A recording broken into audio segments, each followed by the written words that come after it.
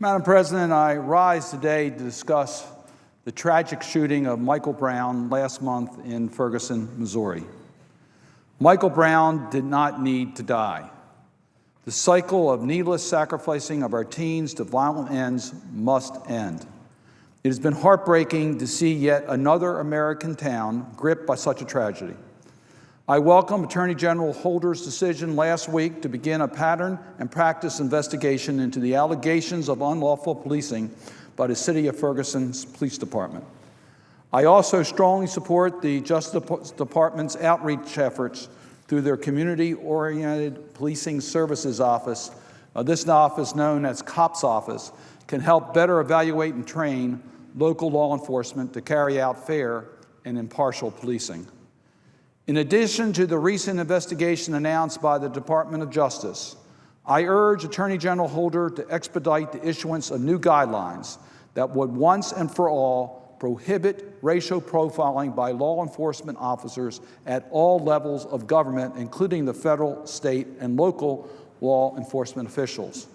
Congress should also examine the program that provides for the transfer of surplus military equipment to local law enforcement agencies to ensure that local government is not inhibiting the First Amendment rights of people to peacefully assemble and petition their government for the redress of grievances. Local governments must also respect the First Amendment rights of the press to do their jobs, report the story, and help provide the truth to the American people. For a more permanent fix, Congress should take up and pass legislation that I've authored, the End Racial Profiling Act, known as ERPA, which is Senate 1038. I want to thank my colleagues who have co-sponsored this legislation, including Senators Reed, Durbin, Blumenthal, Coons, Harkin, Menendez, Stabenow, Levin, Mikulski, Warren, Boxer, Gillibrand, Arona, Wyden, and Murphy. I also thank Congressman John Conyers, the ranking member of the House Judiciary Committee, for introducing the House companion legislation, H.R. 2851, which has 54 co-sponsors in the House of Representatives. This legislation provides training and monitoring for law enforcement agencies at all levels of government. By enacting this legislation, we can begin to reduce the racial disparities that plague our nation's criminal justice system. We need to do better educating more law enforcement officials in the differences between specific suspect descriptions and sweeping generalizations or profiling that waste valuable resources. Racial profiling is un-American. It has no place within the values of our country. It turns communities against the partnership needed to keep our neighborhoods safe. 2 years ago, I want to remind my colleagues that the United States Senate and the American people were having this very same conversation. So it's heartbreaking to me that we are having this conversation again without having taken up more definitive action. In 2012, the nation's attention was riveted to the tragic, avoidable death of Trayvon Martin in Florida in February 2012. As we all know from the news, an unarmed Martin, 17, was shot in Sanford, Florida on his way home from a convenience store while wearing a hoodie and carrying a can of iced tea and a bag of Skittles. After the tragedy, I met with the faith and civil rights groups at the Center for Urban Families in Baltimore to discuss the issue of racial profiling. Joining me were representatives from various faith and civil rights groups in Baltimore, as well as graduates from the center's program. I heard firsthand accounts of typical American families that were victims of racial profiling. One young woman recounted going to a basketball game with her father, only to have her dad detained by the police for no apparent reason other than the color of his skin. Trayvon's tragic death led us to a discussion in the Senate on the broader issues of racial profiling. The Senate Judiciary Committee held a hearing on ending racial profiling in America in April 2012, which was chaired by Senator Durbin. At the hearing, I was struck by the testimony of Ronald L. Davis, the chief of police of the city of Palo Alto, California. And I want to quote in part from Chief Davis's testimony, in which he said, and I quote, "There exists no national standardized definition for racial profiling that prohibits all uses of race, national origin, and religion except when describing a person.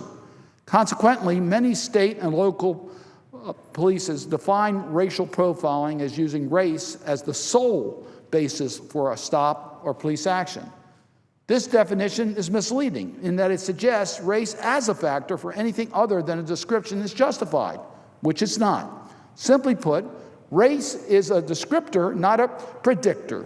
To use race along with other salient descriptors when describing someone who's just committing a crime is appropriate. And then Chief Davis continued, however, when we deem a person to be suspicious or attach criminality to a person because of the color of his or her skin, the neighborhood they are walking in, or the clothing that they are wearing, we are attempting to predict criminality. The problem with such predictions is that they are seldom right in our results and are always wrong in our approach. After the hearing, I was joined at a press conference by Baltimore's Reverend Dr. Jamal Bryant, a leading youth activist and an advisor to the Trayvon Martin family. Reverend Bryant echoed the call to end racial profiling by law enforcement in America, and let me quote from him, and I quote, "This piece of legislation being offered by my senator, Sen Cardin, is the last missing piece for the Civil Rights Bill from 1965 that says there ought to be equality regardless of one's gender or one's race. Racial profiling is, in fact, an extension of racism in America that has been unaddressed, and this brings closure to the divide in this country," end quote.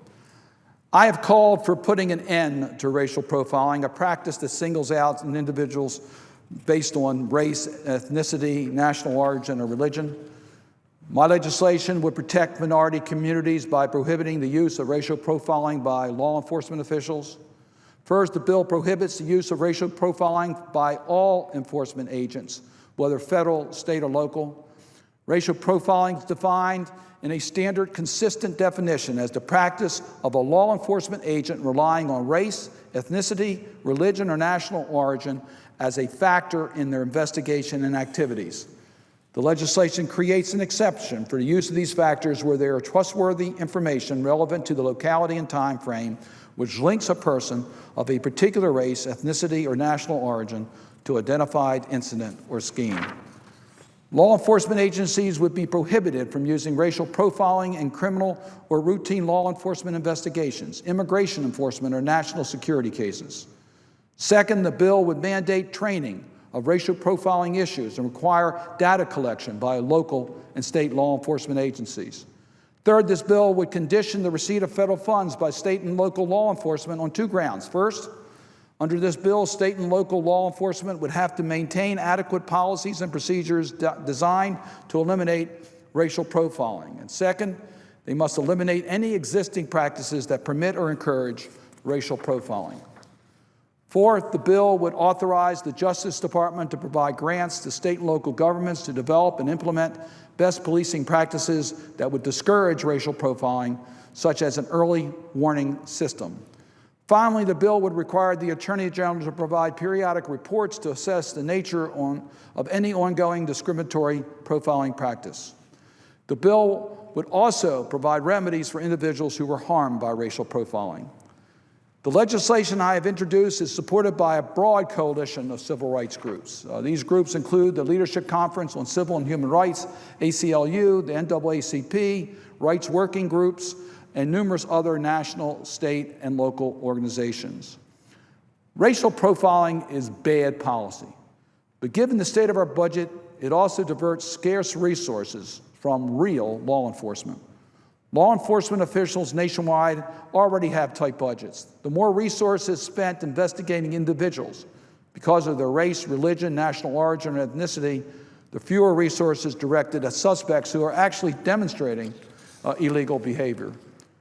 Using racial profiling makes it less likely that certain affected communities will voluntarily cooperate with law enforcement and community policing efforts, making it harder for our law enforcement communities to combat crime and fight terrorism.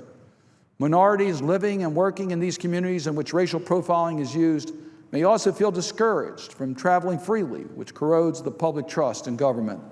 This ultimately demonizes entire communities and perpetuates negative stereotypes based on an individual's race, ethnicity, or religion.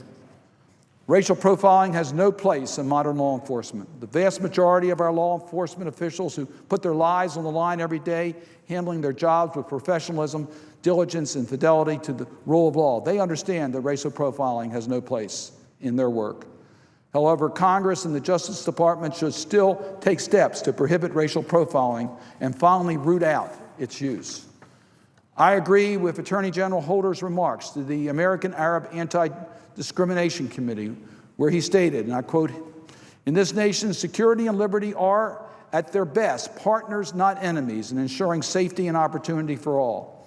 In this nation, the document that sets forth the supreme law of the land, the Constitution, is meant to empower, not exclude. Racial profiling is wrong. It can leave a lasting scar on communities and individuals. And it is quite simply bad policing, whether city or whatever state." The 14th Amendment to the United States Constitution guarantees the equal protection of law to all Americans. Racial profiling is important to that principle and should be ended once and for all. As the late Senator Ted Kennedy often said, civil rights is the great unfinished business of America. Let's continue the fight here to make sure that we truly have equal justice under the law for all Americans. I urge my colleagues to support the legislation that I've introduced that will end racial profiling once and for all. Madam President, I would suggest the absence of the quorum.